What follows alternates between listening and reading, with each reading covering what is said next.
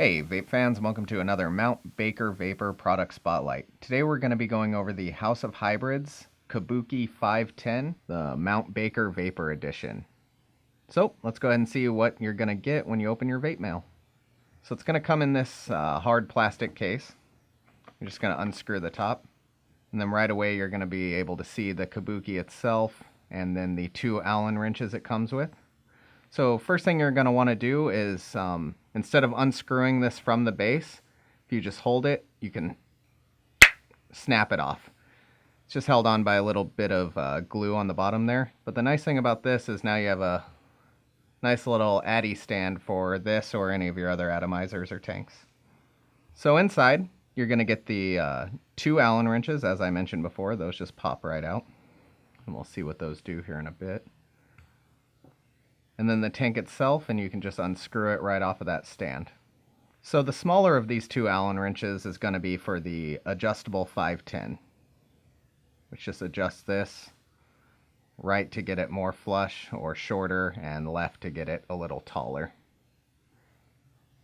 The second Allen wrench is going to adjust your airflow. As you can see here on the side of the unit, there are 2 holes. One has the Allen head in there, and the other is just an air hole.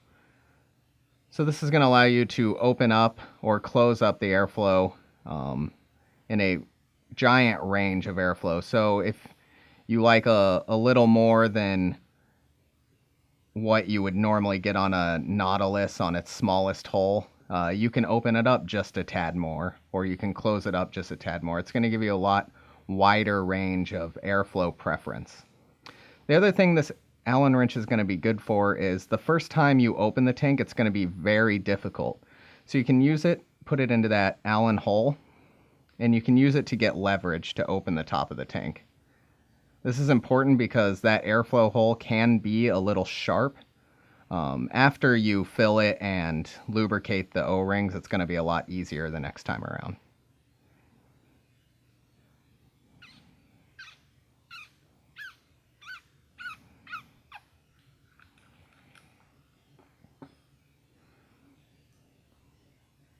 So now when it comes apart, you're going to see that there is a coil pre-installed.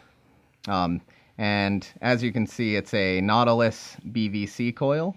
So the Kabuki does take Nautilus BVC coils, whether it be the general ones from Aspire or the temperature control units or the Cisco spec rebuilt heads. In the design of this unit, Zen tested a lot of different coils, and he found that the BVC was going to give you the best flavor. And that's why it uses the BVC coil as opposed to another coil. The huge perk of this tank is that it's a high-end tank for someone who doesn't want to rebuild or someone who doesn't want a sub-ohm tank. This is a tank that is designed for flavor, and it's good as a reference point for a DIY enthusiast or a juice maker. So the glass itself is a fused quartz, so it's nice and tough. It should be fairly durable. And it comes with this 510 drip tip. However, it is a friction drip tip, so there is no O-ring on it. This tank will accept any 510 drip tip, though, so you don't have to use the one that comes with it. However, it is in this lovely Mount Baker Vapor Blue. The top and bottom pieces of the tank are made from a 316L stainless steel, so it should never rust on you. And the tank itself has a limited lifetime warranty, which just does not cover the glass or the coil. So if anything goes wrong with your base or your top attachment, it is replaceable forever. All right, so now let's go ahead and go over how we're going to get this set up and ready to vape. So the first thing I recommend is taking your bottle of liquid and lubricating this O-ring. Remember how I mentioned that it was very difficult to open? This is going to make it to where it's much easier to open. So just take your bottle and put a small bead all the way across your O-ring.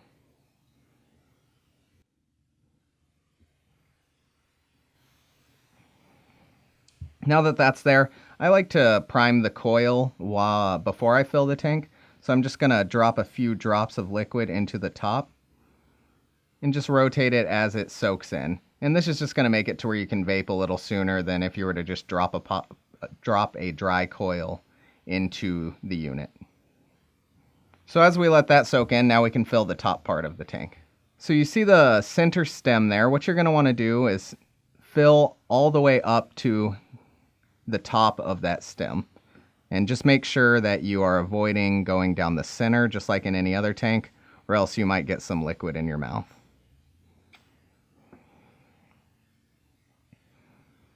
And then you're just going to drop on the base, and it should be a nice smooth tightening since you lubricated those O-rings already.